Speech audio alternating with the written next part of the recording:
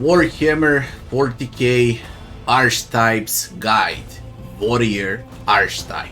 Warrior can be played as Assassin, Vanguard, and Arch-Militant, and later on it scales into Exemplar. So from level 1 to level 16 it's a flat Warrior. From level 16 to level 32 it's your choice whether you want to become Assassin, Vanguard, or Arch-Militant. After level 32, you becoming an Exemplar, Rogue Trader Warrior. This is the full guide of how you should play the Warrior and how to merge Origin and Homeworld with all Warrior classes and subclasses.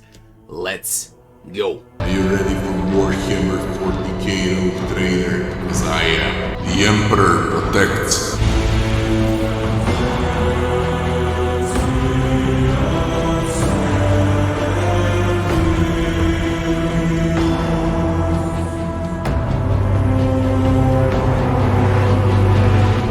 So, now we come to the archetypes, or better to say classic classes in the game. Warrior, Officer, Operative, Marksman, and then they scale towards additional subclasses and then they all end up into Exemplar. For this part, I spent some time writing things down in my gaming bible so I don't forget something because it's a huge topic. So, the first class that we're gonna cover is Warrior. Warrior is a classic, bulky, tanky class that scales up to Assassin, Vanguard, and Arch-Militant. Now, what is Assassin? Assassin would be Agility Warrior, Dodgy Warrior, Warrior that can parry, Warrior that exploits enemy weakness and bursts enemies fast, like a lone wolf, solo targets, things like that. Huge melee burst. Vanguard, over here. Vanguard is a classic, bulky warrior. Counter, buffer, debuffer, there to soak up damage and protect allies. That's what Vanguard is. And at the end there is Arch-Militant. Arch-Militant is the weirdest one out of them all, because Arch-Militant works on all weapons at once. So you whack enemy with an axe, then you shoot the enemy, then you throw a frag, then you use a shotgun on a secondary tier of weapons, you use burst shot, and you use single shot from a pistol, okay? As long as you switch weapons when dealing damage, Arch-Militant profits, okay? So Arch-Militant is basically a hybrid of Warrior and Marksman, or better to say, of Warrior and Assassin, or Vanguard and Assassin, and so on. So Arch-Militant is a hybrid. The first that we're gonna cover would be a Classic Warrior. Classic Warrior goes from level 1 to level 16. After that, you're gonna be able to pick a second tier, or better to say Assassin, Vanguard, or Arch-Militant. So, there are two things to know. What is the main feature of a Classic level 1 to level 16 Warrior? The Classic feature is the charge. You charge an enemy, you whack them hard, and you cover a lot of ground. That's the ability, the basic keystone feature of every warrior. The next one would be Warrior's ultimate ability, and it would be Daring Breach. When it's yellow, your momentum is high, and it's only benefits when you use ulti. Okay, when you use Heroic Act with Daring Breach, there's only benefits. When you're losing the fight, momentum drops, you can use it again, but there are penalties. It's the same spell, but with penalties, basically. Same ulti, but with penalties. That's how the game works. If you're winning, you're even stronger. If you're losing, you can cover, okay, you can recover the fight, but there will be penalties. Now, what is Daring Breach? The warrior immediately restores all action points and movement points and gains agility movement points until the end of the turn. They don't lose movement points after performing attacks. In this game, when you whack someone, okay, when you hit an enemy, you lose movement points. When you use Daring Breach as ulti, you can whack an enemy, then you can charge to another, then you can move to another one. This is probably the best ulti in the game. When we consider all tiers, first tier, second tier classes, Daring Breach is one of the best by far. Extra action points, extra movement points, you do not lose movement points. when you use action points. That's how good it is. Now let's check what Warrior from level 1 to level 16 offers. The good portion of the game you'll spend leveling from level 1 to level 16. Okay, the first one that you'll get would be a charge on level 1. I already explained what a charge is. Core skill for a warrior. The next one would be skills: carouse, athletics, coercion, demolition, and medic. Now, in case of all three subclasses, Assassin, Vanguard, and Arch-Militant, you always want to take carouse, athletics, and coercion. Demolition, leave that for other companions, as well as healing with medic. So what we want are these three on leveling. The next one would be endure. Every warrior receives endure, the most basic defensive spell in the game. You whack endure and you can sustain more damage in combat. It acts as a pre-buff as well. Endure is an absolute must, no matter the subclass of a warrior later on. On the next level, we're gonna receive ultimate and we're gonna receive talents. There are plenty of talents in the game. Talents 1 would be class specific talents for the warrior, and talents 2 would be utility talents, weapon talents, proficiencies, throwing grenade talents, raising skills talents, and so on, which I believe is a complete waste. So the best talents are talents 1. Okay, now what are the good talents for a warrior? If you plan to play as a Vanguard, you're gonna use Contempt, because this is a talent that provides tankiness and toughness. Enrage is great on a toughness agility, so it's both for Vanguard and for Assassin subclass, because you plan ahead for level 16 and above. Alright. Epicenter of Slaughter is wounds up, or better to say health up on a warrior, but basically you should skip Epicenter of Slaughter because it doesn't provide that good benefits like other talents. This Epicenter of Slaughter is like mega late benefit, okay, level 30 and above. Definitely it's not good at the start of the game. To put it short, when enemies whack you, you receive temporary wounds on the next turn of how many times you've been whacked. You won't get whacked as much in first 16 levels as you're gonna get whacked after level 30. So do not go with this talent early on.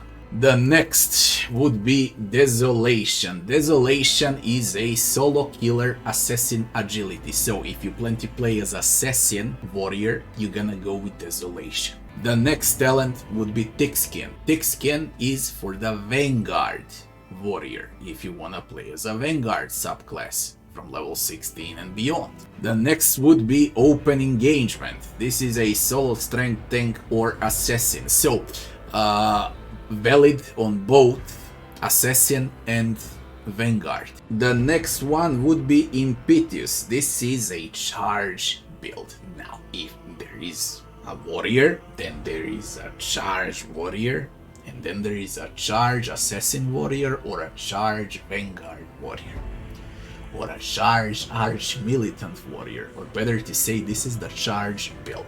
If you commit to the charge build, you want all charge talents. Charge talents in a game, if you decide to play so, and the talents that you should take would be Impetuous as the first one, Ramming Speed as the second one, Rigorous Training as the third one for the charge build, Defensive Stance and Opening Strike.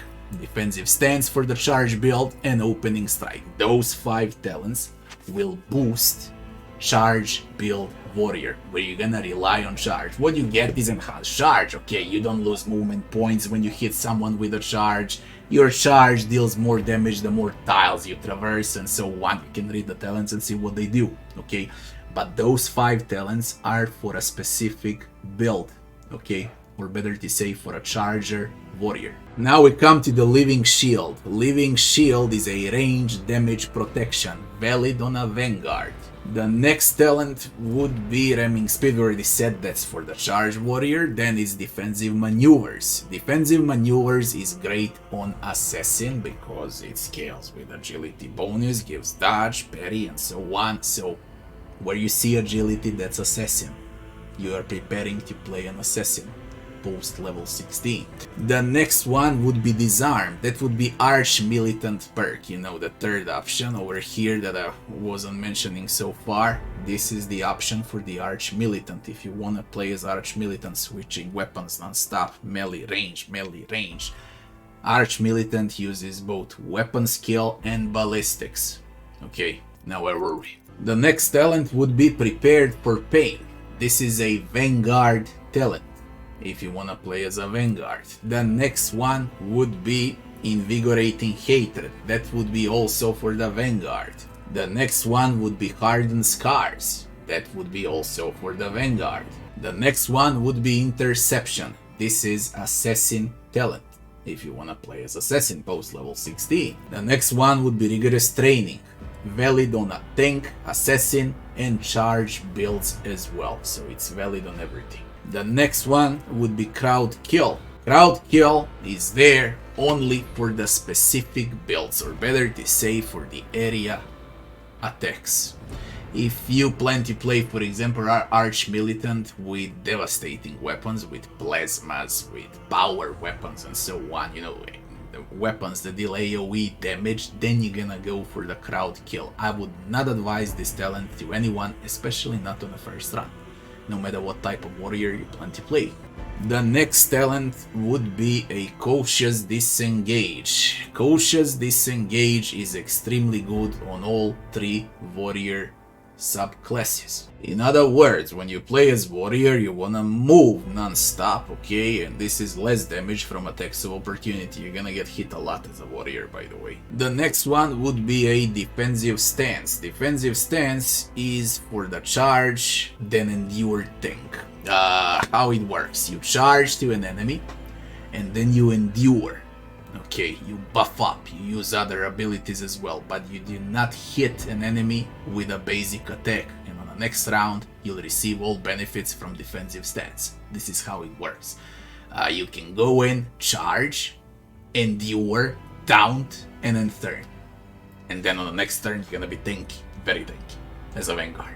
The next talent would be an Opening Strike. This is a charge build, I already explained what it does. And the next talent after this would be Blade Flurry. This is a slice build specialty. Slice is for the assassin if you plan to play with a slice as your main damage dealing ability. And the last one would be Reckless Fury, or better to say, this is for the assassin, so he can actually crit like crazy in combat, or better to say, once he is on a weak spots of enemies, which I'll explain how it goes later on. The rest of these talents, weapon experts, proficiencies, and so on. The best talents too for the warrior that's going to become a Vanguard would be CVE, Chain Weapon Expert, then it would be CM, Combat Master. Melee superiority won't work against your Vanguard, upcoming Vanguard. And swift movements, you get additional movement points. DM is the best option for the assassin. And Nimble is valid on all Assassin, Arch Militant, and Vanguard prep. The next one would be PvE, Plasma Weapon Expert, valid on all. Plasma is great on a warrior, by the way. The next one would be IW, It Will Not Die. It Will Not Die is great on every single warrior subclass. The next one is HEP, Heavy Armor Proficiency, great on a Vanguard. The next one is HLH, Hurt Like Hell. Hurt Like Hell is great on an Arch Militant subclass if you plan to play as an Arch Militant. And the next one is DVC on an Arch Militant. So this is Arch Militant build. As I say, you keep switching weapons non-stop. Alright? And these are the talents that you want on an Arch Militant. The next one is BP, Breaking Point, valid on Vanguard and Assassin. And the last one would be Grenadier, and that's valid on everyone, but Arch Militant subclass will profit the most out of the Grenadier. Now comes the question of what are the best talents to take. I explained what talent is good for what preparation for the upcoming subclass on a classic warrior. Now, what is the best? Contempt is great, thick skin is great, impetus is great, ramming speed and everything that has to do with charge is great, prepared for pain is absolutely great, invigorating hatred is great, hardened scars are great, cautious disengage is great. From talents too that I gave, all are great and valid. Now, I said what preparation for assassin, preparation for vanguard, and preparation for arch-militant does. So prepare in order. I told you what talent does what and how you prepare for the upcoming post level 16 as a warrior. What is also available during leveling is weapon skill. You want to take weapon skill and toughness on a warrior non-stop. Of course, this is for the vanguard prep. And strength. You're also gonna need strength from time to time when you're preparing for a vanguard. When you're preparing for assassin, you want weapon skill, strength, and agility. Agility is very important for the assassin. For the arch-militant, everything is important, including ballistic skills, not only weapon skills, also ballistic skills as well. It's the most complicated warrior class to play with, because again, you keep switching weapons non-stop. And the more you switch, the more you hurt. And now, we come to warrior active spells from level 1 to level 16. Which one is the best? We got Endure, Sworn Enemy, Reckless Strike, Forceful Strike, Taunting Scream, and Breakthrough. For Vanguard prep, we want Endure to soak up damage, and we want Taunting Scream to taunt enemies and pull them towards us, okay, to defend the rest of the companions. Logic. For the Assassin, great one is Sworn Enemy into Reckless Strike. As the attacking spell for the Vanguard, you can take Forceful Strike. Okay, Forceful Strike, when you whack an enemy, you push them. Alright, while Reckless deals a lot of damage on the Assassin. And you remember how I said 5 talents for the Charger build? This is your spell. Breakthrough. Slice. I gave Slice talent. And then you merge Slice talent with 5 Charge talents. You combine them with talents too that I also gave, and you take Breakthrough, and now you got Slice Charging Warrior. Okay, that's the build for a Slicer Charger Warrior. Sworn Enemy is great on Arch-Militant, if you wanna play Arch-Militant, that is. And of course you will need some Endure on Arch-Militant as well, to soak up some damage if you can. So again, Endure, Forceful, Taunting, Vanguard prep. Sworn, Reckless, Endure, Assassin prep. Endure, Sworn, Arch-Militant prep. Breakthrough, Slice, Charger build. 4 different types of warrior that you can play and prepare.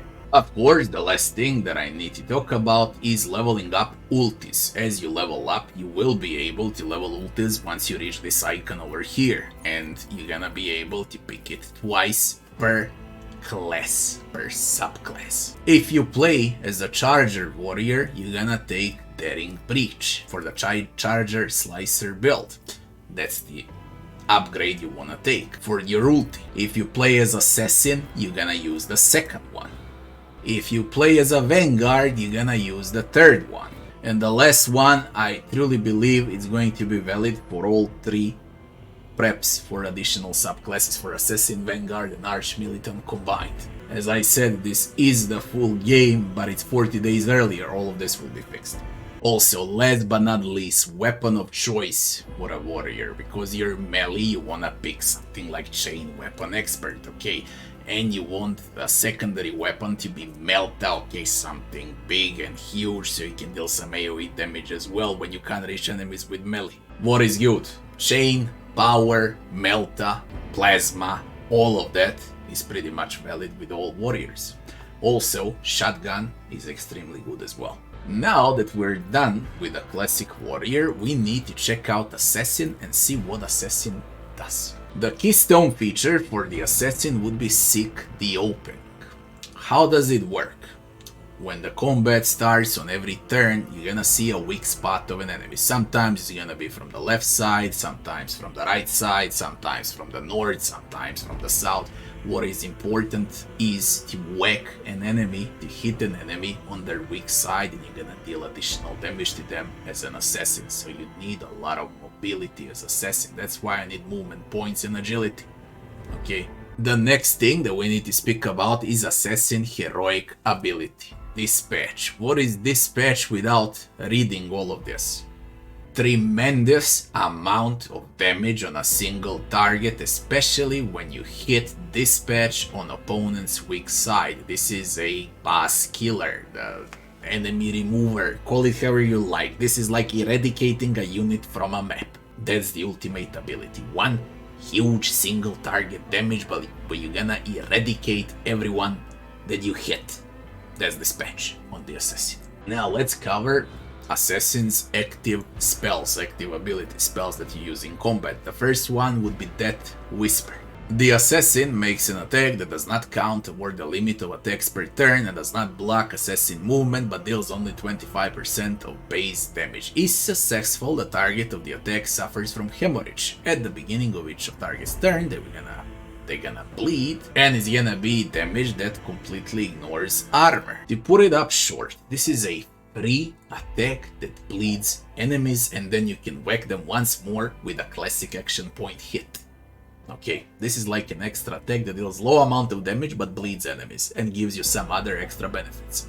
Good active ability, very good. How do you use that whisper? You use it on some huge monster at the start to make them bleed and kill them faster, or you use them on a low health mobs that you wanna dispatch without wasting action point on them. The next active ability would be Elusive Shadow. For a round, the assassin becomes the lowest priority target for enemy attacks and gains Elusive. The assassin can move through enemies. The assassin gains agility dodge and perception dodge penetration. The assassin attacks deal 10% additional damage. All half cover provides assassin 50% more cover efficiency. Elusive fades when the assassin attacks. Elusive is absolutely great, but you need to know how to use Elusive.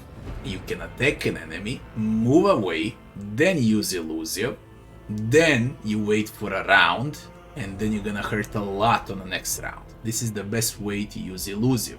If you're sure of a kill, and if your assassin is safe, then you can use Elusive, kill an enemy, and then go into cover. Those are the two ways to use Elusive. Defensive, preparation way for the next round, or immediately if you're sure you're gonna kill. The next skill would be Poised to Strike. 10 cells radius. The assassin makes an enemy suffer agility bonus to armor and greater assassin perception intelligence bonus deflection until the end of the assassin's turn.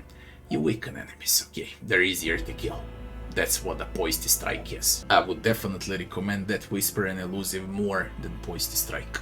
The next spell would be Dance Macabre. The assassin dashes in a straight line for up to 1 plus agility bonus divided by 2 cells, suffering assassin weapon skill bonus less damage from attacks of opportunity, gaining +2 multiplied assassin's agility bonus percentage dodge against the enemies they dash through until the next assassin's turn. Let's translate this.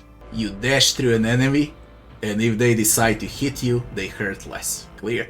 The next talent would be Killing Edge. The assassin attacks grant 40% dodge to the target for this attack. If this attack hits, it deals additional lethality damage rounded down. If this attack hits an opening, its additional damage is increased by lethality percentage. You remember that the main keystone feature is Seek the Opening. So if you use Killing Edge on the opening and you hit, you're gonna hurt a lot. You're not gonna hurt like you use Dispatch, your ultimate. You're hurt like 2 or 3 times less, but still you're gonna hurt a lot. Alright, you're gonna hurt a lot. It's actually, I would say, the 3rd best active spell for the assassin. And the last one would be Fainting Attack. The assassin's next single target attack will have -50% armor penetration penalty with a minimum of 0 armor penetration, but you gain lethality. If it's melee attacks, its target rotates 180 degrees. The enemy dodge and parry against the assassin attack is equal to 0 until the start of this enemy's turn. If it's ranged attack, its target is forced to move to the closest cell in a 3-cell range with no adjective cover facing towards the assassin. This movement provokes attacks of opportunity. Good on a ranged assassin that very few people will actually play. Now, what is range assassin? Range assassin comes later on. This is a good spell, but for a different origin build. Okay, this is more for a sniper that wants to become an assassin, and then it's valid. But as far as warrior assassin, melee warrior assassin, I would say that it's not worth it. The best 3 talents that you can take are Death Whisper, Elusive Shadow, and Killing Edge. After that is Dance Macabre, Poised to Strike, and the worst one for the melee build would be Fainting Attack. What you need on Assassin from characteristics is a lot of agility, perception is nice, weapon skill is a must if you decided to play as some other than warrior that became an assassin. So if you decide to play as a sniper that became an assassin, then you need ballistics. But in our case here, we need weapon skill, melee. And now comes new talents, bunch of new talents for the assassin. Create an opening is absolutely great. You create openings non-stop, hence you're gonna hurt enemies more. Very good talent for the assassin. Inevitable Enervation is a boss killer talent. You hurt them more and more and more from round to round with this talent, if you hit openings, of course. The next one would be an Eye for the Unscathed. But nice, okay, you get defense when you hit a full health enemy. Okay, you gain additional defense out of it. It can be fine if you wanna open with an assassin, but usually gonna open with someone bulky. The next talent would be Professional Acumen. Absolutely broken if you ask me, cause every turn the first use of an assassin ability will cost 0 action points. You're gonna play multiple times for free during combat. I would say it's brilliant, probably the best talent that you can take on the assassin for the start. The next talent would be Perfect Opening. The assassin gains lethality percentage chance to deal 5% of target maximum wounds more damage to an opening. Well, you hurt more when you hit an opening. That's what it is. Ignore for now, okay? Take something else. Creates an opening is great, Inevitable Enervation is great, and Acumen is absolutely superb. After that you can consider taking Perfect Opening as well. It stacks with a main passive, Seek the Opening. Bringer of Doom as the next talent. Whenever the assassin attacks an enemy with a single target attack, this attack reduces the target armor and dodge by minus 15% until the end of the assassin's turn, but it does not stack. I would not recommend cause it does not stack. Okay, it's only minus 15 and it remains like that. If you don't have anything else to do, then you can take this talent. Mega late game, I guess. Now, as far as other talents go, like Ambush, this is more for ranged assassins. It's not for a melee because enemies will spot you, no matter what you do. Now, you remember that skill that I said that deals hemorrhage, that deals bleeding? This one, Carmine Whisper, will enhance bleeding even further. Very good talent, very, very good. Consider taking it. Deadly Calculation. For every 10 damage you deal 1 more additional damage. I would say that you should not go for it until level 30 or so, until you start hurting more and more, okay? When you can deal like 50 damage at once and then it's 55. Okay? This is not for early game. If you plan to play as Poised to Strike for your main active ability, then you're gonna need Flawless Launch. Now, all of these talents depend on how you intend to play, okay? I told you what's for what and what I believe is the best. The next one would be Imminent Demise. Whenever the assassin deals direct damage to an enemy, the enemy suffers +1 stack of Vulnerable. When enemies are vulnerable, they're gonna receive more damage from assassin's attacks. I mean, yeah, it's great. Great talent of the assassin, the one you want after all. The next talent would be Killing Spree. Whenever the assassin hits an opening, and you're gonna hit those openings non-stop in combat, the assassin damage is increased by agility bonus divided by 2 until the end of combat, and it stacks. Killing Spree is very, very good.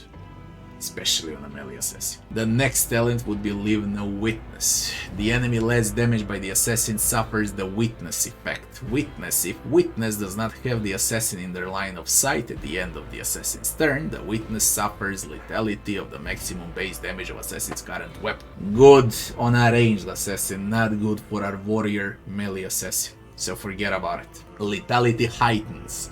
Whenever the assassin deals 5 or more direct damage to an enemy with a single attack, the assassin gains lethality until the end of combat and it stacks good. It's very good, especially on a melee. The next one would be Lone Killer. While the assassin has no allies in a 5-cell radius around them, they're gonna gain 10% dodge and 10% dodge reduction. Good, but it depends on the team you intend to play with. Okay, if you intend to play with tons of squishes, then you need to send the assassin first, juke enemies with dodge, with parry, with elusive and so on, pray not to get killed along the way, and Lone Killer will help you out while other companions from afar, 5 cells and beyond, target enemies and wipe them out. Again, this depends on our companions. I'm gonna play, for example, with a Space Wolf, and I'm gonna have probably Abelard as well, so I'm gonna have 2 full tanks. Lone Killer won't be as useful for me. The next talent would be Mortally Effective. Whenever the assassin hits a target with an attack that has 100 lethality or greater for the first time in a round, the assassin immediately regains action points spent for that attack. Good post level 30, weaker on earlier levels.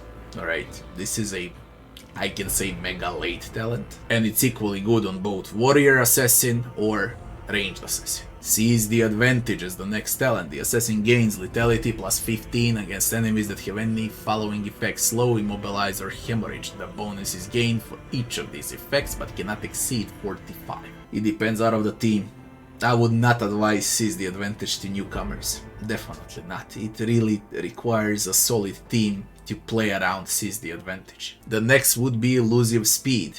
If the assassin is elusive, and you are, I told you elusive is absolutely great on assassin. Tested, tried it, it's great. At the start of the turn, assassin, they're gonna gain movement points and lethality until the end of the turn. Good talent. Very good talent on melee assassin, on warrior assassin. The next one would be Outsmart. Whenever the assassin hits an enemy without hitting the enemy's opening, the assassin gains +2 agility bonus percentage dodge until the start. If you fuck it up and you don't hit an opening, then you're gonna be dodgier against those enemies. No, just nah. Hit those openings. It's the main characteristic of assassin. Do not hit somewhere else, hit openings. Esquive. Each successful dodge grants the assassin lethality percentage damage for the next successful attack. Nice if you know what you're doing. I would not recommend it for newcomers though. Disarray. Whenever the assassin deals direct damage, the target must pass agility resist with the assassin's agility bonus penalty or become slowed until the end of their next turn. Nah, it's not good. You don't need slow. There are companions that can have way much better crowd control skills and spells than the assassin. You just don't need this. Keep the distance. Whenever the assassin has no more than one enemy close by, any enemy that moves into a cell to the assassin must pass agility resist test or fall prone if possible and become immobilized until the start of the This one is actually great because assassin has huge agility, and when enemies come to hit the assassin, they roll the dice and they have a chance to drop on their asses. I would say top 5 talents on the assassin, you know. It's extremely valid on both melee and extremely valid on a ranged assassin that we're gonna cover later on. The next talent would be Morbid Pirouette. Dance Macabre deals an additional agility direct damage. If you wanna play with Dance Macabre for your main damage dealing skill, then you need to take Morbid Pirouette. I explained what Dance Macabre does. And the last one would be Gruesome Gust. The armor pen penalty of fainting attack is reduced to -20%. I do not recommend playing with fainting attack. Again, this is ranged. Way much better on ranged assassin than on melee. And that would be it for the talents on the assassin. What you should use on assassin. Everything over here from CO to BD is great to take. Then you need to decide what skill you're gonna use, and then you're gonna search for that skill into the talents that already explain what it does, and you're gonna take that talent as the next one. And at the end, I said that keep the distance is absolutely great. Those would be the talents you are searching for your warrior assassin. What we got left right now is assassin's ulti, or better to say dispatch. Or better to say we're gonna upgrade the ulti now. The first one is absolutely a great upgrade cause you reduce enemy's tankiness. This is a boss killer upgrade for your dispatch ulti. Dispatch hurts even more than it actually hurts, also great upgrade. The second one. The third one, where you're gonna gain temporary wounds out of hitting an opening. So and so, okay, again, if you are the only one that goes into combat, okay, and the others wait and go from afar on enemies, then yeah, this is good. If there are other tanks in a game to taunt, accumulate damage and so on, to endure all of that, you don't need it on a warrior assassin then. And now we got a last one for the dispatch, upgrade 4. I did not recommend upgrade 4, in short. I really did not recommend, especially not for newcomers. So the best ones that you can take are the first two, alright? As far as dispatch upgrades go. Now that will be the assassin. It's time that we check Vanguard, classic tank counter.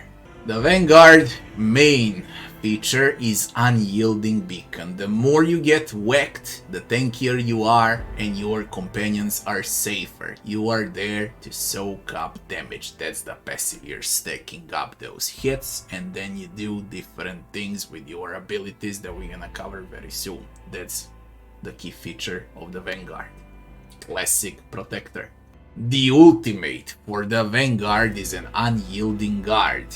I explained what yellow is and what red is. Red is you're losing the fight and you can use ulti with penalties. Yellow is you're winning the fight and you're gonna wipe everyone out on the map. That's how it works. Now, this is extremely good question of what I tested all, and it's extremely good question of what heroic is better. Is it unyielding guard, where you can taunt all enemies around you and then you retaliate damage non-stop on everyone that hits you, or is it a daring breach from the warrior class that's gonna become a vanguard?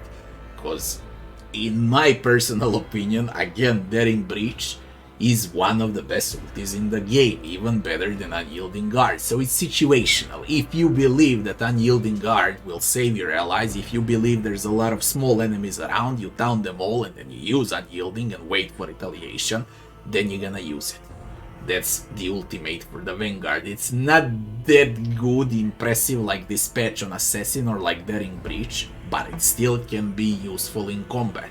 But ulti is not the reason why we're gonna play Vanguard. It's everything else but ulti. By everything else, I mean active abilities of Vanguard that are absolutely brilliant and you don't know which one is better. Let's cover them up. You go in the middle of enemies, you trigger defensive stance, you parry like crazy, you retaliate, you use attacks of opportunity, you are like a boulder, soaking up damage and waking enemies. Absolutely great active spell for a Vanguard defensive stance. The next would be Wall of Rockreed. The Vanguard and all allies in a 3-cell radius around them will gain number of Unyielding Beacon stacks. This is Unyielding Beacon. The more you get hit, the stronger you are, yeah. And how many stacks you got, that's the temporary wounds that you're gonna receive.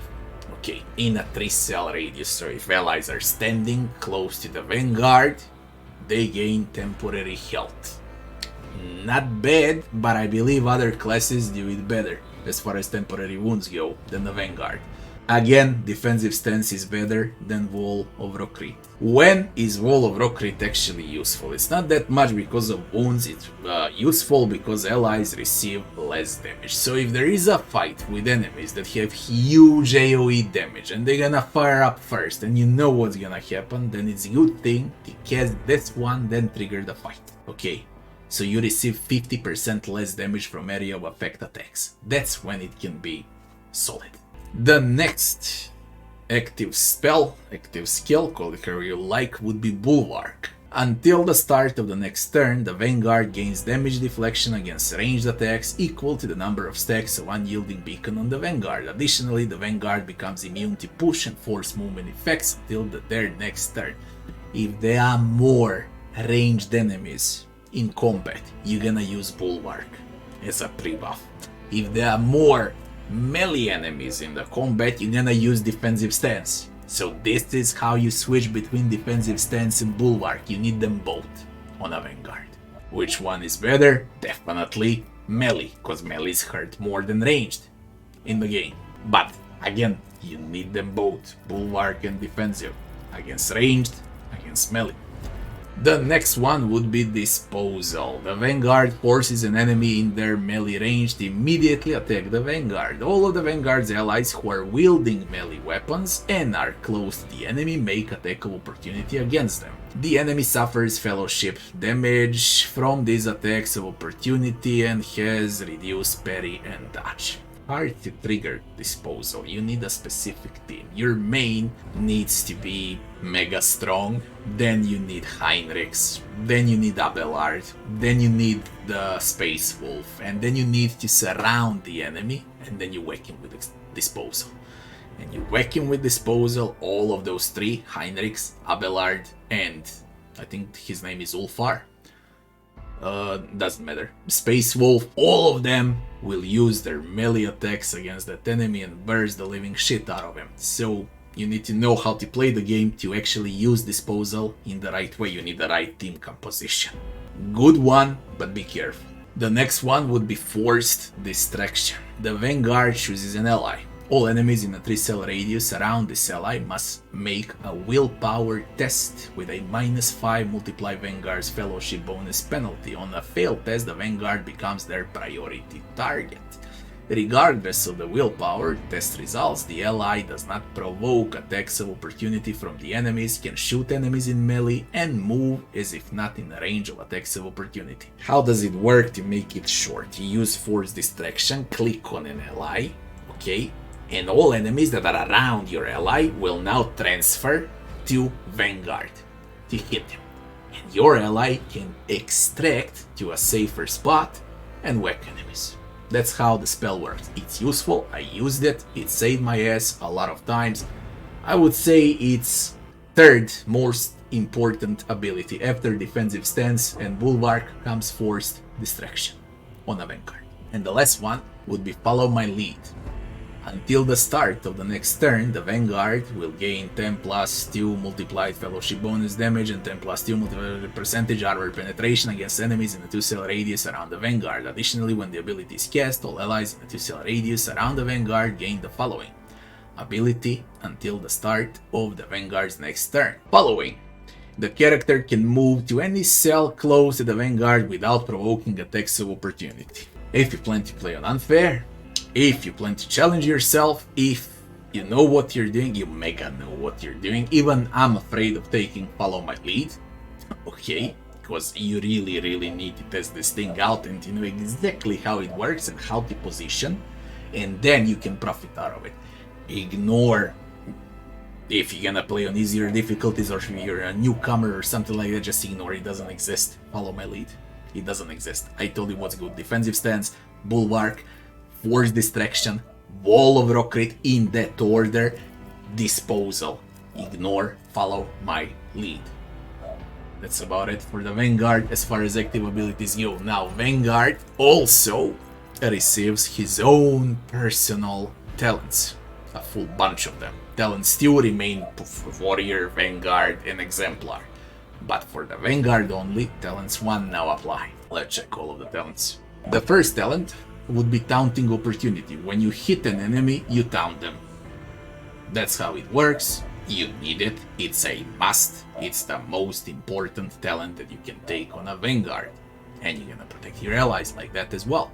The next one would be taunting defense. All taunts, as I said on the Vanguard. The Vanguard gains toughness to parry against enemies that consider Vanguard a priority target, extremely important, as well as taunting opportunity. They merged extremely well together. You should take taunting opportunities first and then taunting defense as the second talent. The next talent would be Renitent Beacon. Each stack of Unyielding Beacon additionally increases armor and parry by 1%. Unyielding Beacon is the main keystone feature of the Vanguard, and yes, Renitent Beacon is extremely important, but it's not important on level 16 when you gain Vanguard.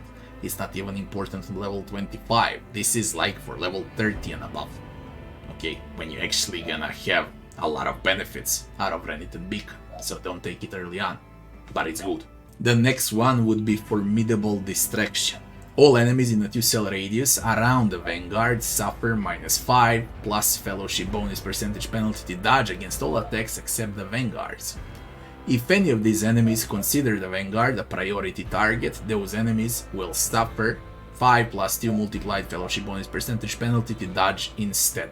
To put it short, it's a good talent, your allies have better chance of hitting enemies, and Vanguard has double the better chance to hit enemies.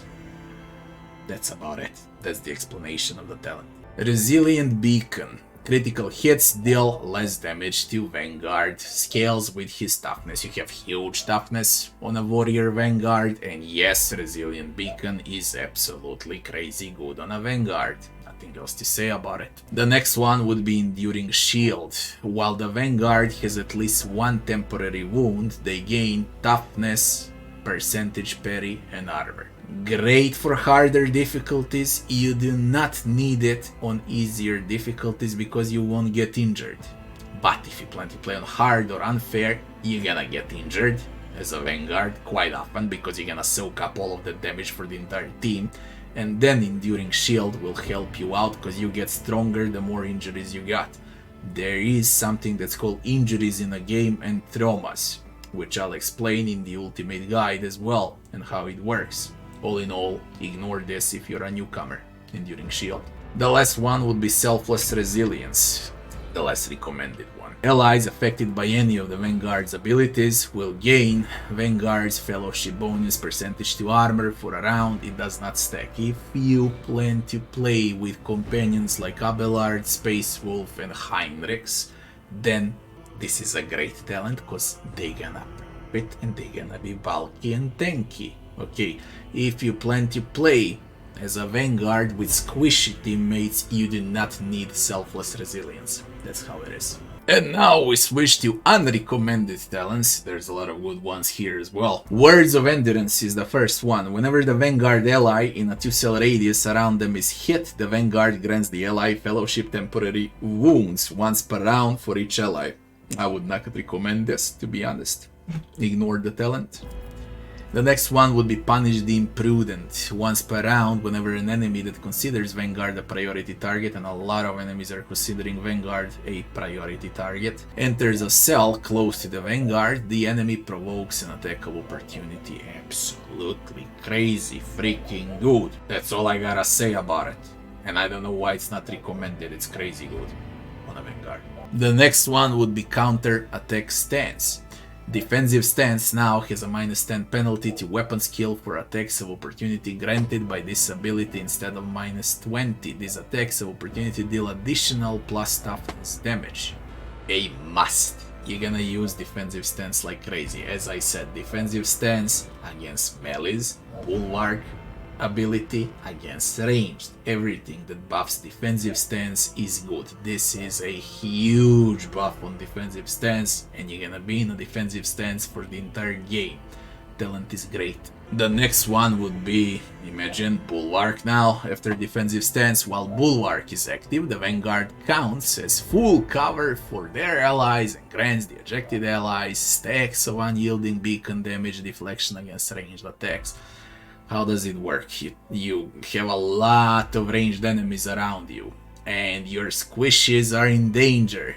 You trigger Bulwark active spell, and then you put your squishy behind Vanguard. And then when they start shooting on your squishy, they either gonna hit Vanguard or your squishy will receive less damage. It's a great freaking talent. The next talent would be on your feet. The next attack made by an ally under the effect of force distraction additionally grants 3 movement points to that ally. I would say it's good, but you need to know what you're doing. I told you what distraction ability does and how you can extract ally from danger and trigger those enemies to hit your Vanguard. Okay, this one gives more movement points. You can play without, to be honest, it's only 3 movement points after all.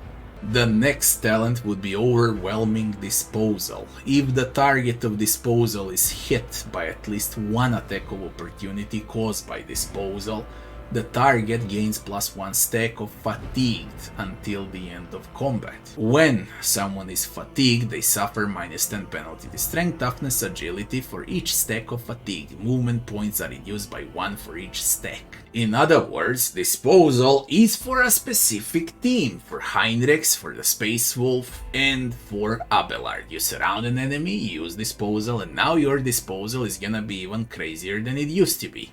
Again, be careful what teammates you play with. If you play with more melees, more bulkier team, then you wanna go with Overwhelming Disposal as your talent for the Vanguard. The Wall of Ferocrete. Wall of Ferocrete now grants toughness temporary wounds to all allies. I said how it works with Ferocrete. Okay, you trigger that, you push allies into those 3 cells, they become tankier, harder to hit and so on and whatnot, and now they're gonna receive extra health. That's what wounds is, extra health on top of it all. Where does the talent stand on the list? I would say somewhere in the middle. If you really don't have anything else to upgrade, then you can opt in for Ferocrete. The next one would be Offensive Follow. Whenever an ally uses following, I told you to ignore it, that ally will gain Vanguard's Fellowship bonus percentage more damage against all enemies in a 2-cell radius around the Vanguard for a 1 turn. Nah. Ignore this talent as well as the ability that gives following. The Unyielding Resolve. While at maximum stacks of Unyielding Beacon, the Vanguard gains +7 Resolve. To be more precise, the more you get hit, the better the benefit out of this talent. Yes, it's very good. Very, very good. And I would say go for it. The next one would be Beacon of Might. At the start of Vanguard's turn, before their temporary wounds are lost, the Vanguard gains plus number of temporary wounds strength for 1 round. Good on level 30 and above. Not good from level 1 to level 30. Okay, that's how it is with this talent. The next talent would be Don't Worry About Me. Whenever an attack made by an ally hits the Vanguard, you don't wanna do that, man. You just care where you shoot, I guess. Move, position, do not shoot your Vanguard to hit an enemy and risk. Don't do it when you play position. And that's when this talent becomes a waste. And how if you're gonna play like a maniac, then you need this talent. But don't do it. And do not take this talent. Don't even wanna read. The next one would be Defensive Comrade. While the Vanguard has at least 1 ally in a 2-cell radius, Vanguard will gain toughness bonus to parry. Very good if you wanna play with Vanguard and you got Abelard close by and you got Space Wolf and you got Heinrich. Defensive Comrade is great. Very good talent. And now we got Protective Word. All allies affected by Vanguard's abilities, but not the Vanguard themselves, are 5+ Vanguard's Fellowship bonus percentage less likely to suffer a critical hit. Good on a Wall of Ferocrete, I guess. Good when you want to extract someone, right? Good for unfair. For the rest of the difficulties, you don't need to worry about it and you don't need it. And the last talent would be Center of Attention. For each enemy that considers Vanguard a priority target, and they're gonna consider Vanguard a priority target, the Vanguard armor is increased by 5%. Absolutely great. Now I told you what are the great talents and what are the perfect talents out of the recommended, okay? And I told you how you can play Vanguard in a different ways depending on what skills you're gonna take. A must is a defensive stance, bulwark, disposal depends out of the team, force distraction is a must in order what you should take, defensive, bulwark, forced, and then Ferocrete, and then you combine them with the talents I told you that are good. Now it's your decision on in what order you're gonna do it. I'm here to explain you how to play. I'm not here to tell you that you need to play that specific build. Alright? You're here to learn what every talent, spell, active, passive does in a game. The last remaining thing for the Vanguard would be ultimate upgrade, ulti-spell upgrade, or better to say unyielding guard upgrade. Let's see which one is the best. Until the end of the next turn, Vanguard cannot die. Until the start of the next turn, all damage suffered by the Vanguard is reduced by his toughness. Absolutely great. Great upgrade for the ulti. Until the start of the Vanguard's next turn, each attack made by the Vanguard makes them a priority target for the enemy hit by the attack. Great, okay, you got 2 upgrades, as you can see. And these 2 merge extremely well together. The third one, until the end of combat, all allies in a 3-cell radius around the Vanguard suffer Vanguard's toughness bonus divided by 2 less damage. For Wall of Rock crit, okay, and then upgrade it through a talent. You can profit if you opt in for that build. That's more like a supportive Vanguard that's gonna defend the allies instead of going in on enemies. I like playing Vanguard by going in, okay, all in, and taunting and using this too. If you're gonna stay behind and keep your allies safe, your squishes safe, then you're gonna use the third upgrade on this ult. And that's why I also say that Daring Breach is better than Unyielding Guard, because I like going all in. Okay. And the fourth one, until the end of combat, the Vanguard gains Fellowship Momentum for each attack that hits them. You can use ulti more often.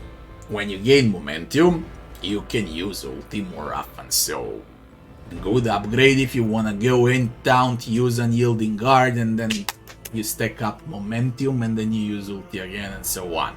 I would still recommend the first 2, no matter what, and no matter the build. And now here we are at the Arch Militant subclass of a warrior. So the main keystone feature for the Arch Militant is right tool for the job. Whenever the Arch Militant uses an attack that is off of a different type from their previous attack, the Arch Militant gains a stack of right tool for the job.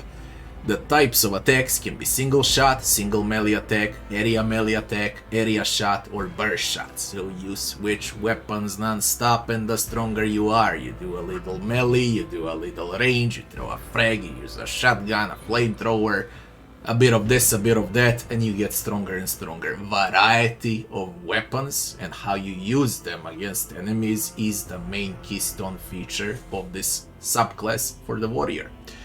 The Arch Militant gains +5 weapon and ballistic skills, so both VS and BS at the same time go +5 whenever you get a stack with the right tool for the job.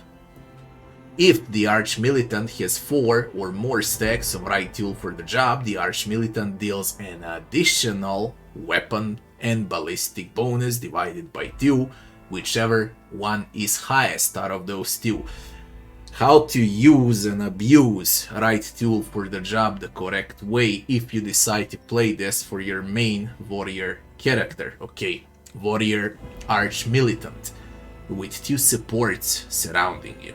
And then they say play again, and you play again. So you get 2 action points on level like 15 and above. That's 2 actions, a melee and a range.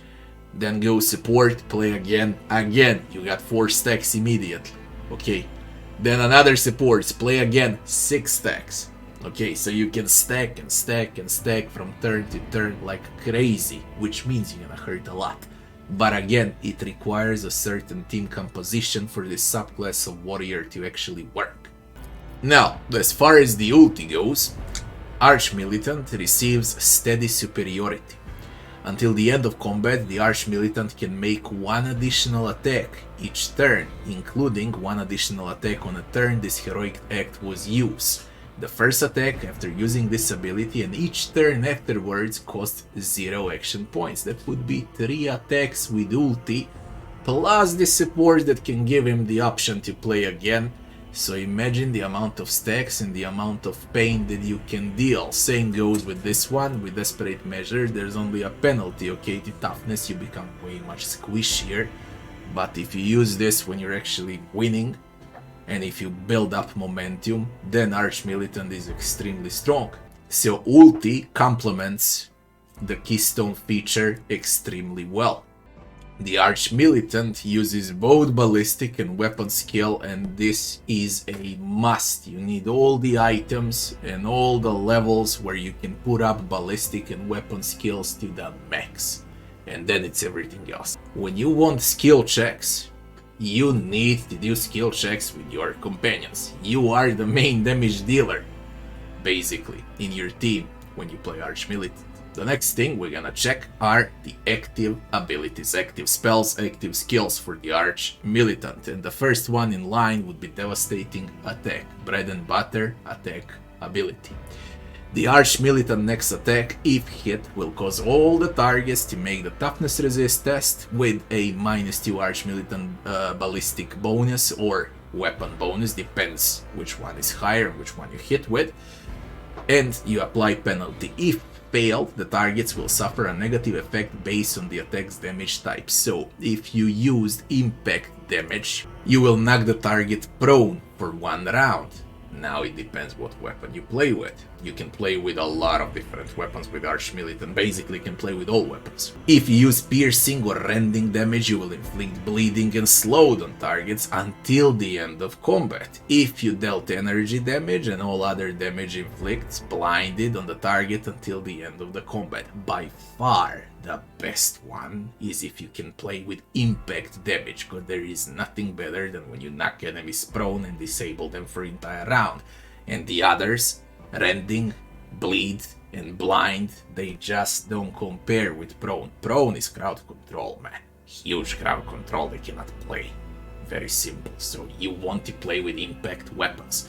You will see when you hover over a weapon, whether it's impact, ballistic, I don't know what, laser, power, there are like 10 different weapon attacks in a game. Okay, you search for impact weapons for this to work. Now, power swords and power axes count as both energy and rending, while power hammers count as both energy and impact. Attacks that combine several types of damage will benefit from each additional effect. The best thing that you can do is if you can merge your weapons and cover everything there is here and use benefits out of all 3, but at the start you'll probably get benefit out of 1 until you get a bit stronger and until you acquire better weapons, yeah. So you wanna search for impact damage as the primary one. Devastating attack is an absolute must. The next would be a Reckless Rush. The Arch Militant immediately gains 3+ Arch Militant agility bonus movement points. If the Arch Militant has stacks of right tool for the job, those stacks are doubled until the end of the turn, but the Arch Militant loses all stacks that were added at the end of the turn. I'll be more precise. This is completely useless. It's only good if you decided and you opted in to play for a charge build warrior into Arch Militant, and then you go for a Reckless Rush. On all other builds, you should ignore Reckless Rush. I gave you full talents and the entire charge warrior build and how it's supposed to look like, and then you just set this on if you opt in for the Arch Militant. Now, the next one will be Wildfire. The Arch Militant next attack will cost 0 action points, will not count toward the attack limit this turn, and will grant a stack of right tool for the job, even if attack type is the same one as the last attack. The cost of this ability is reduced by -1 for every 4 stacks of right tool for the job. Wildfire costs 3 action points, okay, and that's the biggest trick. The more you use Wildfire, the cheaper it is to cast. But the first round is pretty much, you need to position, play defensively until Wildfire reduced to 2 and 1 action point. Okay, that's the biggest problem with this. You need to sustain for 2 rounds until it gets powerful, and that's why Devastating Attack is better, because it immediately works compared to the Wildfire. I don't say how Wildfire is bad. It will work on the Arch Militant, and you might consider it as a second skill to learn after the Devastating Attack, of course. The next one would be Cautious Approach. The Arch-Militant gains the Cautious Approach effect until the end of combat, or until this ability is used again, or until using Confident Approach. Instead of the usual bonuses from right tool for the job, the Arch-Militant will gain +5 to dodge and parry for every stack. Now, he transmutes that insane damage from his Keystone feature, okay, the bonuses, into dodge and parry. Okay, he becomes a tankier Arch-Militant Warrior. If the Arch-Militant already has 4 or more stacks of right tool for the job, the Arch-Militant removes all effects, slowed, blinded, bleeding, burning, toxic effects from himself, and becomes immune to these effects as well as stun and prone for as long as Arch-Militant keeps the Cautious Approach effect active. Great one. Okay, but it's a defensive spell for the Arch-Militant, and I told you that you are supposed to be the main damage dealer in a team. Okay, whether you should take it or not, yes you should, but as the 4th option I guess, not before the other abilities. The next one would be a Confident Approach. The Arch-Militant gains the Confident Approach effect until the end of the combat, or until this ability is used again, or until using Cautious Approach. So you switch between Confident and Cautious. Instead of the usual bonuses from the right tool for the job, Arch-Militant will gain dodge reduction and parry reduction and ignores 5% of enemy cover for every stack. This one is good if enemies are under cover. Okay, when the enemies use half cover, full cover, this is how you can actually hit them from afar.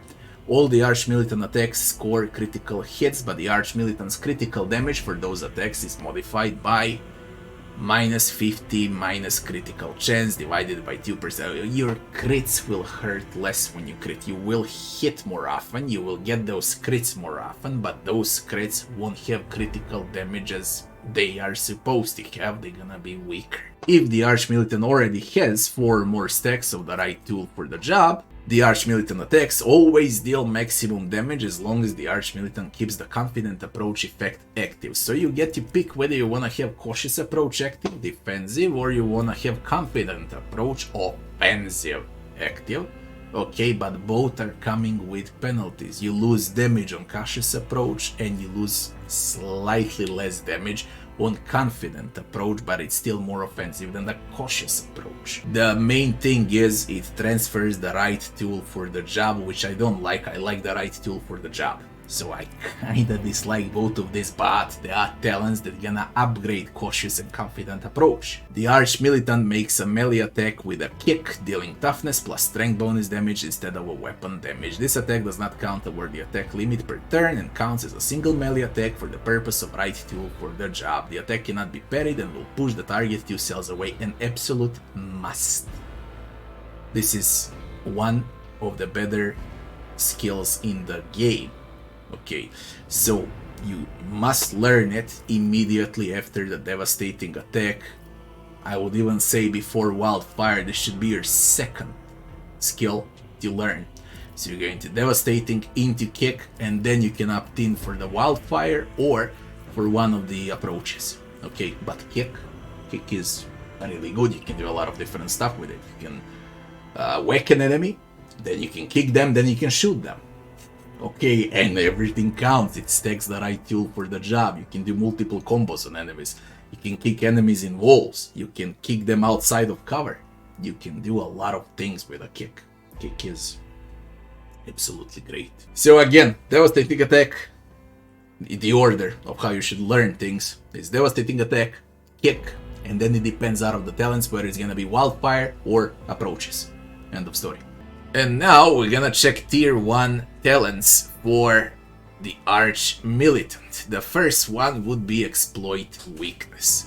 When the Arch-Militant attacks targets that have their armor reduced by any effects applied by the Arch-Militant's allies, the Arch-Militant deals plus 10% more damage. So you need a specific team that's gonna apply multi-debuffs on enemies if you wanna hurt more. You already hurt more when they're debuffed, and now you get 10% more damage when they're debuffed.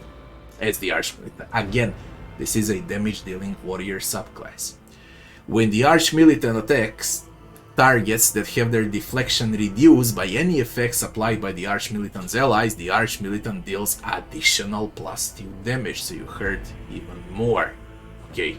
In other words, this is a great talent, but you will need to complement this talent with other companions as well.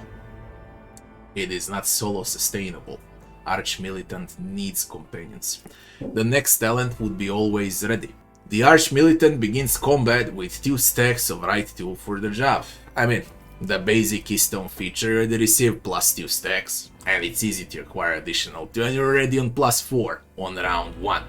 And on +4 you receive additional damage bonus. So always ready is a must basically for the Archmilitant, and the most important talent that you're gonna use, or better to say you're gonna learn first. The next talent would be Broad Expertise. When entering combat, the Archmilitant gains +2 ballistic bonus, weapon skill, and +2 times weapon skill bonus with ballistic skill until the end of combat.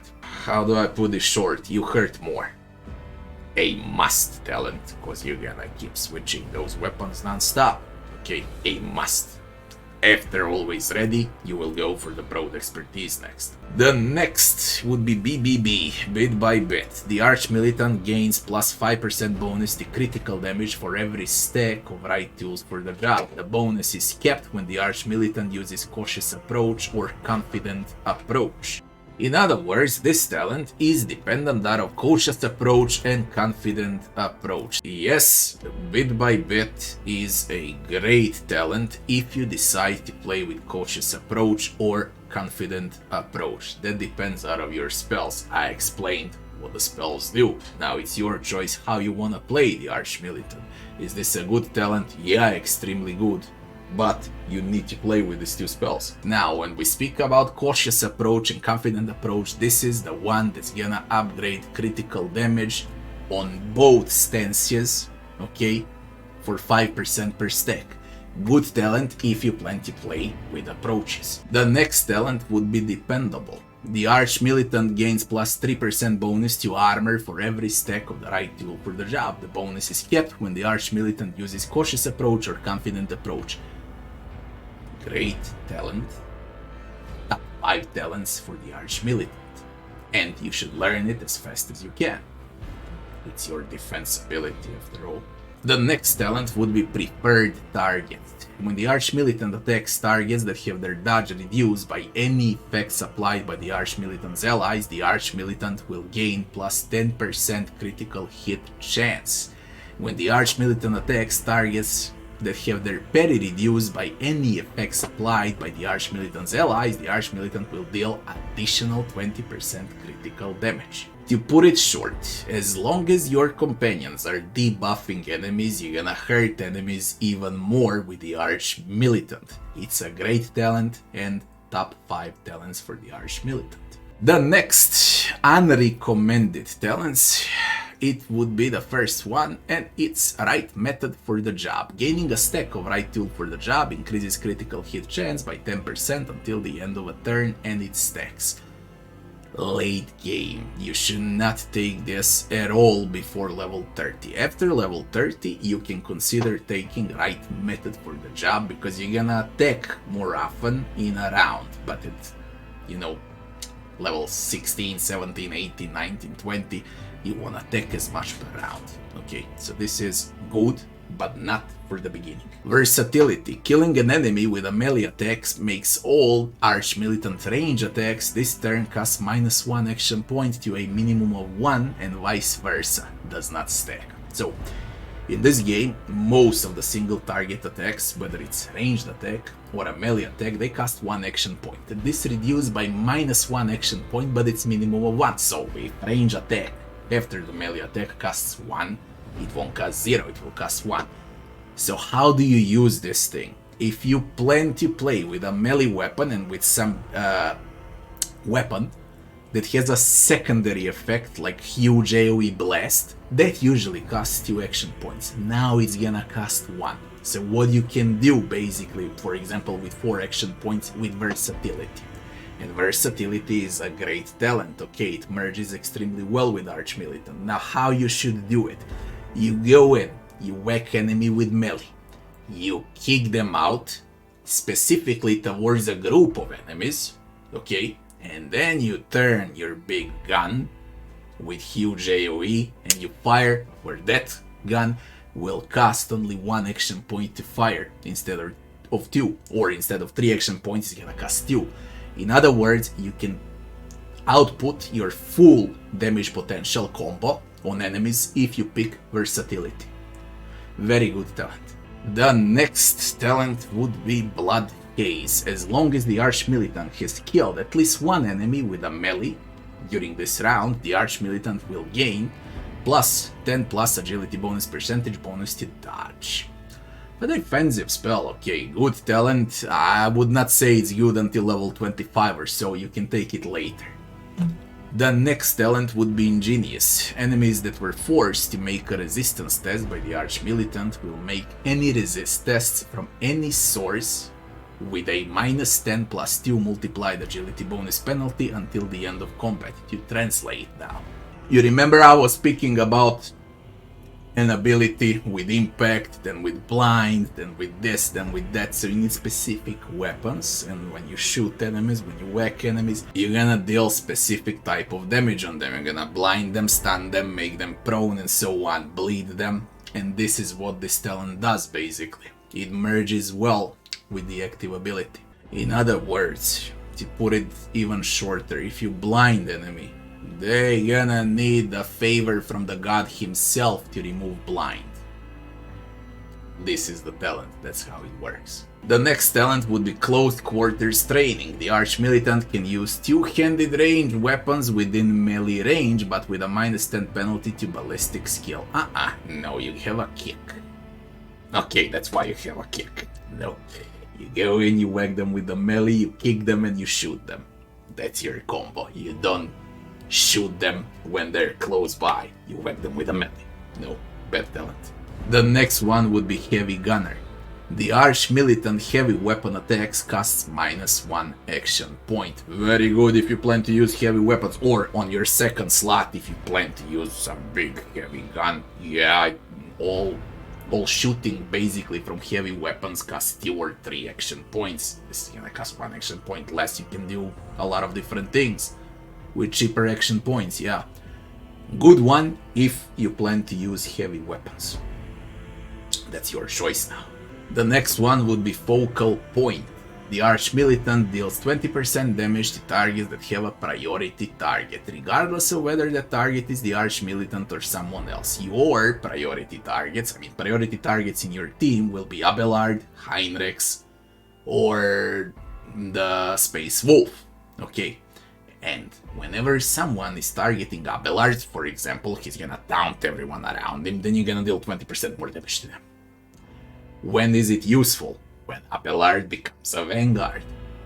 Okay, when he is able to taunt multiple enemies with distraction and so on. Okay, classic screams, yelling, and a lot of different abilities basically. Level when you should take Focal Point is level 22, 23 and above. Not before that. After 22, 23, then it's useful. The next talent would be Awaiting Orders. Every round, the first single target ability used by an ally on the Arch-Militant grants plus 1 action point to that ally. What it means: if you, for example, play with two supports and they say play again to Arch-Militant, they receive their action point back. Hey, good one, level 30 and above. Not before that. You really don't need it before level 30, but it's a great talent. You can use and abuse action points like crazy like this. The next talent would be Contempt for the Weak. The Arch-Militant deals 50% critical damage against targets that are stunned, prone or blinded. Bursting talent, okay. Level 30 and above, I would say. Very important. Mega late game talent.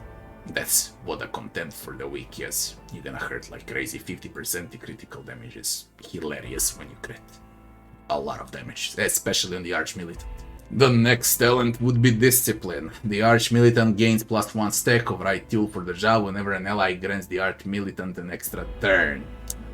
You remember how I said that officers in this game, or better to say supports, have play again Finger, and you play again. If you plan to use 2 of them in a team, and both of them go for the Arch-Militant, your Arch-Militant is gonna be hilarious. Only in that case you will take Discipline. In other cases, no.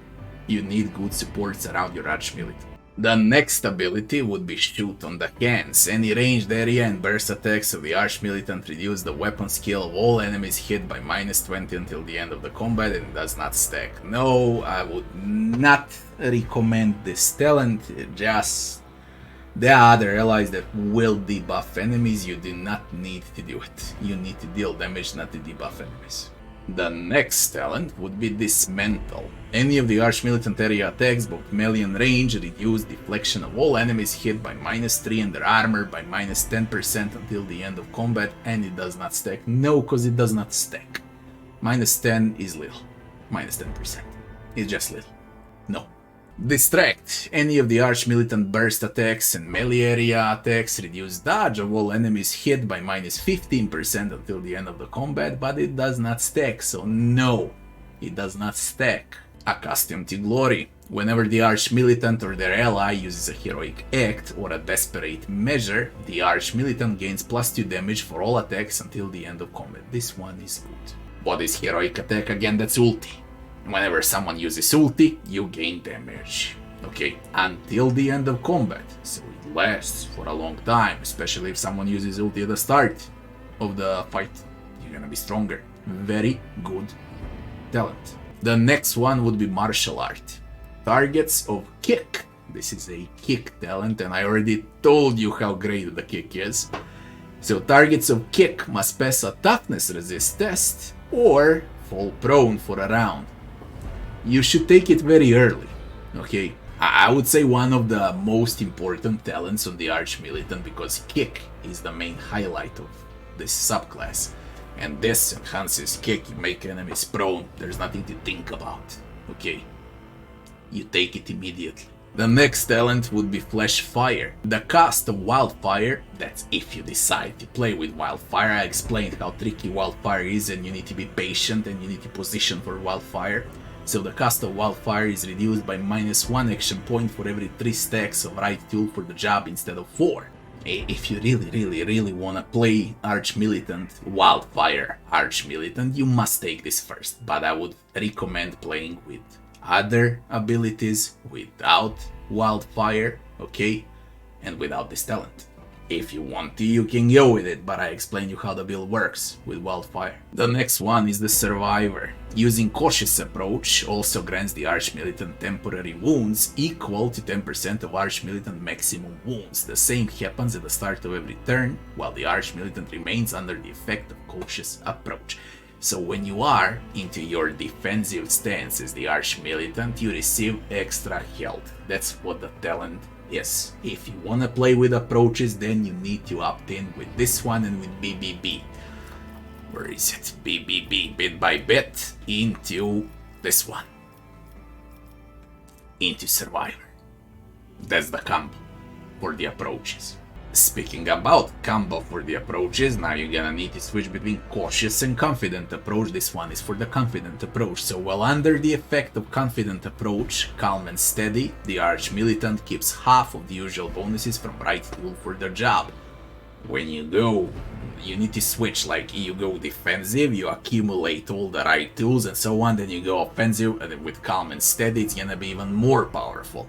Okay, as I said, this is a tricky class to play with. There are 3 different ways to play this class. I'm explaining all 3 at once. The next one would be Breaking Attack. Devastating Attack that I recommended to learn as the very first skill also reduces the target's armor by -15% and toughness by -10 until the end of the combat, but it does not stack. Yes, you should take it because it's your bread and butter attack. Devastating Attack. That's the one with impact, with prone, with blind, with stun. Okay. And this one makes it even more powerful. You're gonna hurt enemies more. One of the most important talents, cause we are focusing here on devastating attacks and kicks. And the last one would be All Out. As long as the Arch-Militant has stacks of right tool for the job, Reckless Rush costs 0 action points. Reckless Rush is for the Charger build. So if you're gonna play Charger, This is one of the talents that you should learn. In all other cases, for all other builds of the Arch Militant, you need to avoid this talent. That will be all talents for the Arch Militant. And now, the final thing would be his ultimate upgrades. We start from the first one, a Steady Superiority Upgrade 1. The first time every combat that the Arch Militant reaches 0 wounds while under the effect of Steady Superiority or Heroic Sacrifice, the Arch Militant restores 20% of their maximum wounds and loses this effect. This is like a Guardian Angel, but I would not recommend this one. It really doesn't have good benefits compared to others. Let's go to others. Steady Superiority Upgrade 2. Until the end of combat, every attack grants a stacking plus 2% bonus to critical hit chance. Now this is a good one. You wanna deal pain, you wanna crit, this is the one. This is a good ulti upgrade. The third one is until the end of combat, the Arch Militant attacks don't spend all movement points. Additionally, each attack grants a stacking 5% bonus to dodge for a round. Solid one for the second option. Your first option would be crits. The third one would be your second option. And the last one, the Arch Militant can use both the Heroic Act of Arch Militant Archetype and the Heroic Act of the Warrior or Marksman Archetype in a single combat. What does it mean? Arch Militant Warrior is using one of the best ultis ever. So, if you want to use 2 ultis during one fight, Steady Superiority Upgrade 4 is probably the best option that you can get, because you can use both ultis, okay? Now, when does this apply and for what difficulty? I would say if you play on less than hard, you need these 2. If you wanna play on hard and unfair, you will need to learn Upgrade 4 first, and then you need to opt in for one out of these 2. I would say number 2 and 4 for unfair and hard, number 2 and 3 for hard and below. That's about it. Now that we covered all of the subclasses for the warrior, that would be Assassin, Vanguard and Arch Militant, it's time to go for the Warrior Exemplar, or better to say, this would be Warrior Assassin Exemplar, Warrior Vanguard Exemplar, Warrior Arch Militant Exemplar. Let's check out Exemplar and what Exemplar does. Exemplar is for all classes and subclasses in the game. It's like the ultimate rogue trader, and it offers the best talents and the strongest talents in the game. I'm gonna tell you now for the Exemplar what talent goes for the warrior classes, and only that. The first one would be Tough as Steel. The character gains an additional 12 wounds. Those wounds are further increased by toughness, increasing by plus 10 multiplied toughness bonus percentage in the same way as basic wounds. This is valid on a Warrior Vanguard and no one else. The next talent would be Flesh Wounds for the Exemplar.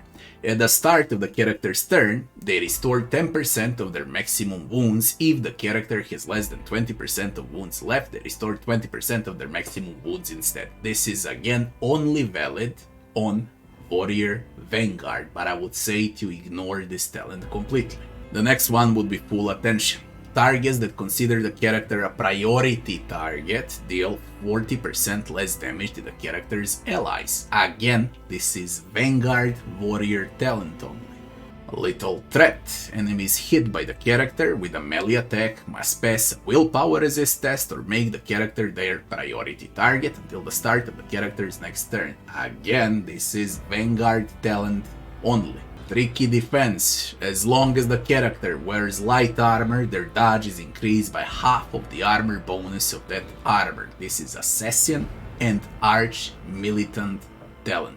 Critical Velocity. The character critical hit chance and critical damage are increased by 7% of their dodge. This is Assassin and Arch Militant talent only. Unbreakable Will. The character gains a bonus to all resist tests equal to 5 multiplied to deflection. This is extremely good on a Vanguard. Unstoppable. The character becomes immune to all effects that reduce their movement points. They gain toughness bonus divided by 2 movement points. Good on a Vanguard. Relentless. Whenever the character is healed, they regain 5 multiplied character toughness bonus, more wounds. Good on a Vanguard. Martyrdom. Whenever the character is attacked by an enemy, they gain momentum equal to the difficulty tier of the attacking creature. Valid on every single subclass of warrior. Assassin, Vanguard, Arch-Militant. Because momentum is ulti basically. The next one would be Steel Shell. The character deflection is doubled against single target attacks. Vanguard only. And a very good talent as well. Peak Condition.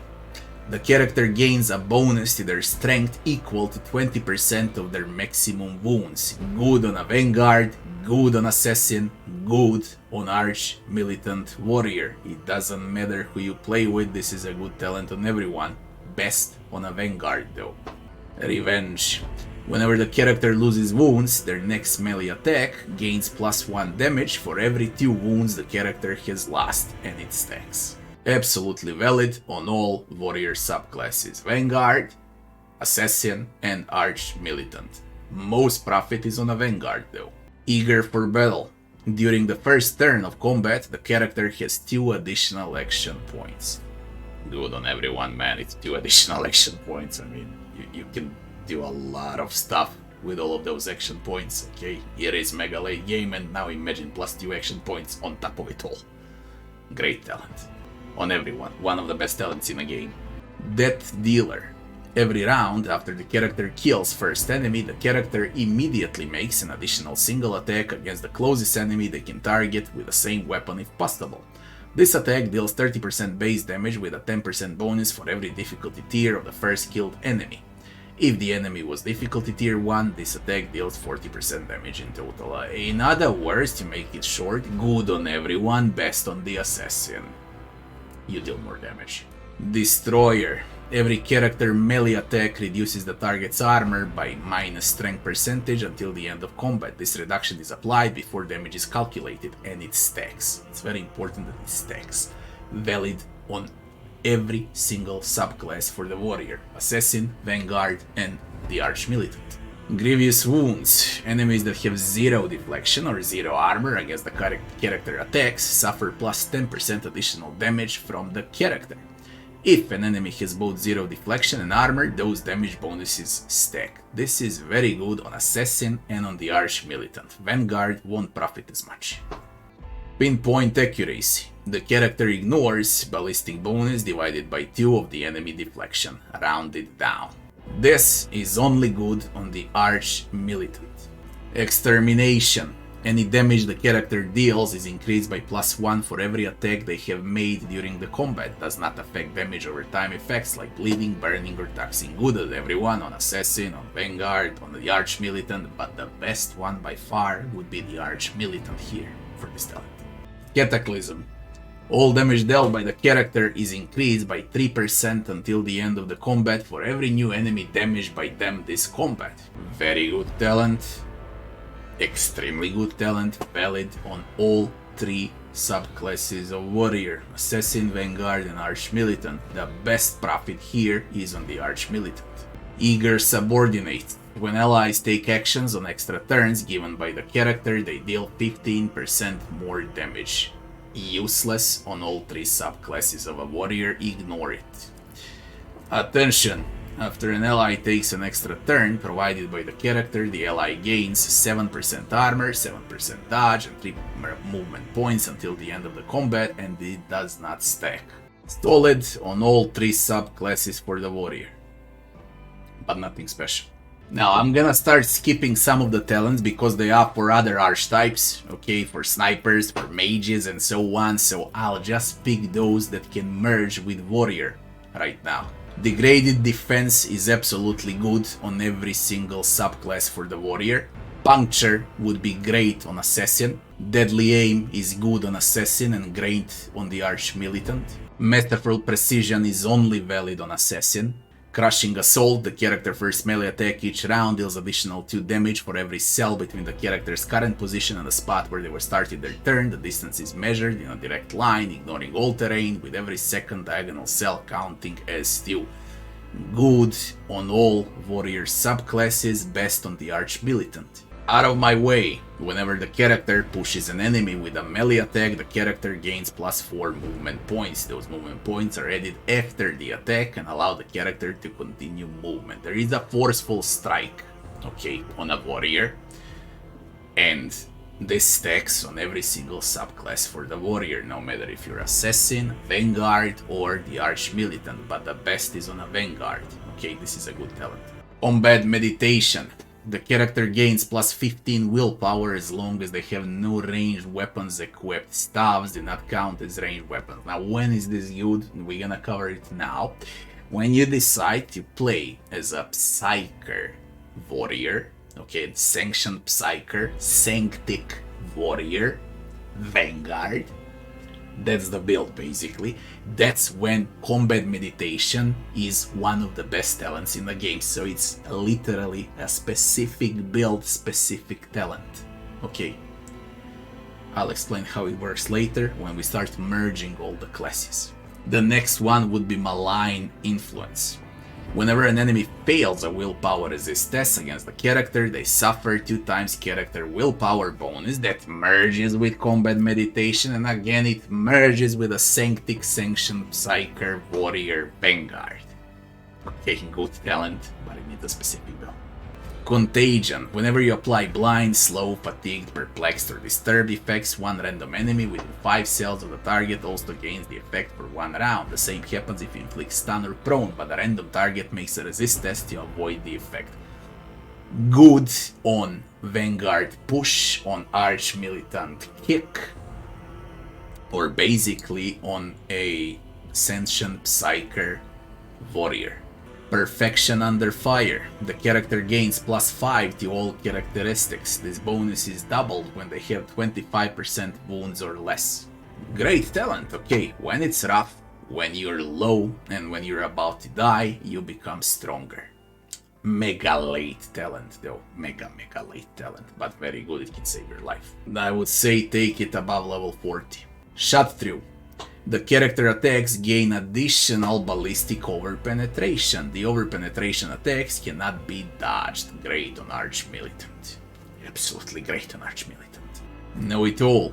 The character gains a +2 intelligence bonus divided by 2 percentage bonus to armor penetration, dodge reduction, critical hit chance, critical damage, and parry chance.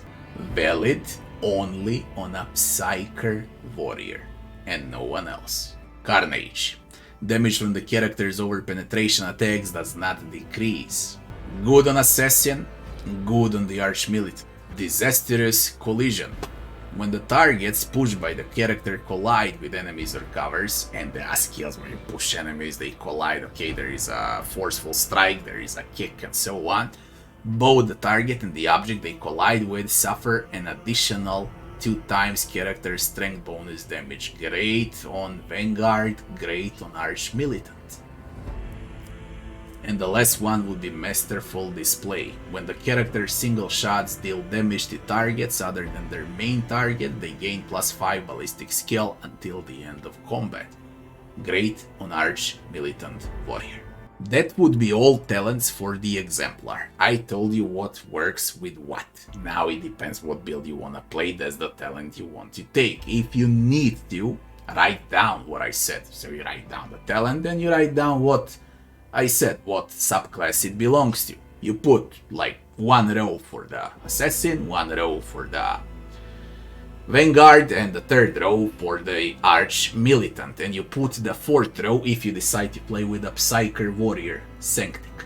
And then, what I said for the talents, divide them into those rows, and you're gonna see what talents to use. That's the easiest way to learn how to play this game. And now I need to grab my gaming Bible, because now we need to combine Homeworld, every Homeworld, with all origins, and pick the right archetypes for the warrior, how they scale into Assassin, Vanguard, Militant, into Exemplar. So the first thing that we need to do is merging everything so we create some great builds.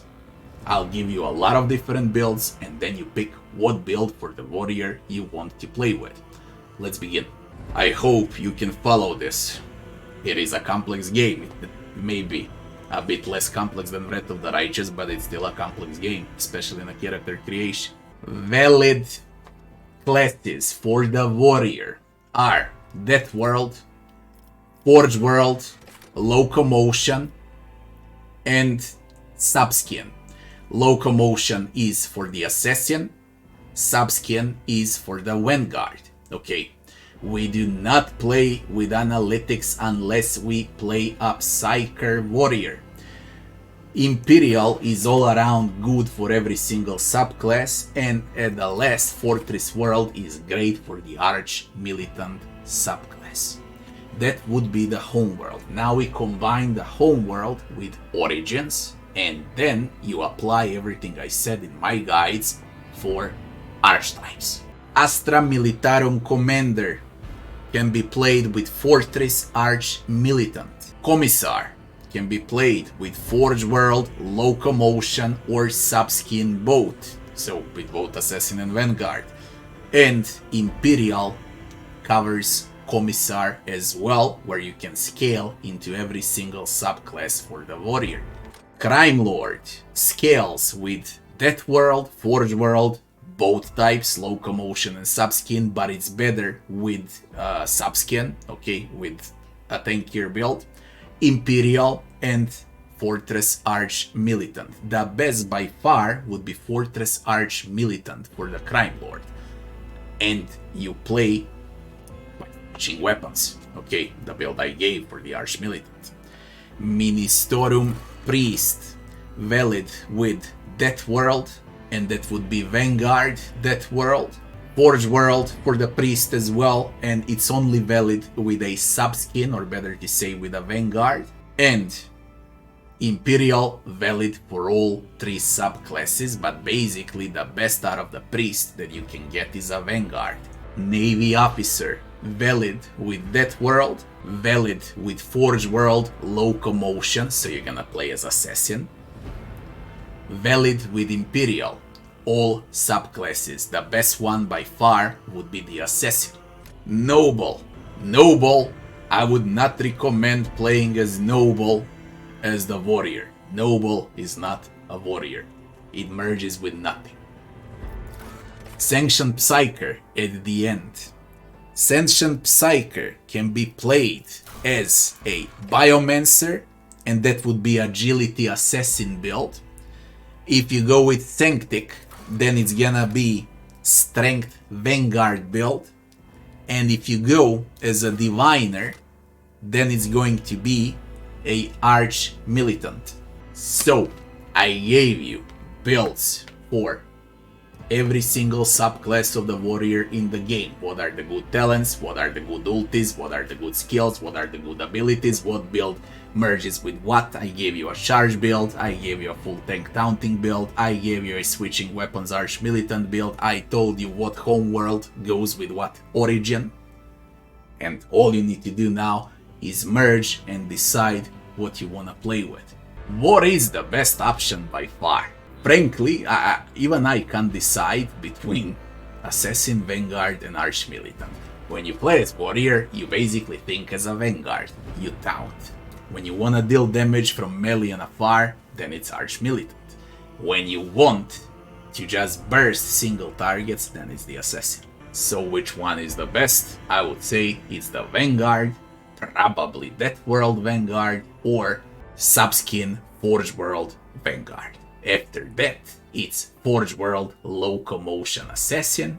After that, it's the Fortress World Arch Militant. As far as Origins go, the most fun you will have in a game is definitely with a Psyker. Whether it's Sanctic, or better to say Sanctic Vanguard Psyker, okay? This one. Whether it's Arch Militant Diviner, or a full damage dealing Biomancer Assassin. If and only if you're way too confused and you don't want to make a mistake, the best and the sure option is the Imperial World, because it merges with everything. That's like an all-around Homeworld, okay? The rest are specific for the specific builds. that would be it with the warrior. If you enjoyed this video, don't forget to like, share and subscribe. I thank to all of my patrons and all of the members on my YouTube channel. As always, thank you all for your support, and I'll be seeing you on the next one. Thanks for watching.